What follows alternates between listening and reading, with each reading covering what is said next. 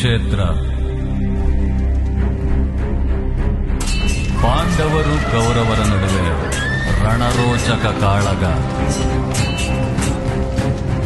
ಭೀಷ್ಮ ಪಿತಾಮಹರ ಅಬ್ಬರಕ್ಕೆ ನಡುಗಿದ ಪಾಂಡವರ ಪಡೆ.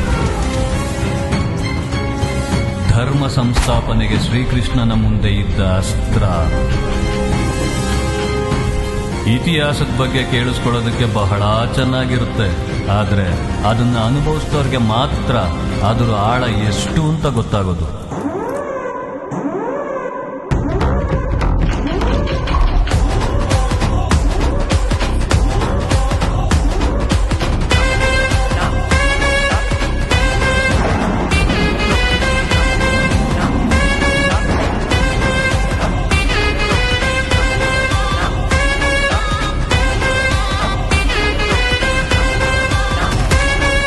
ಅರ್ಜುನ, ಕೇಶವ, ಭೀಷ್ಮರನ್ನ ಸೋಲಿಸುವುದು ಅಷ್ಟು ಸುಲಭದ ಮಾತಲ್ಲ.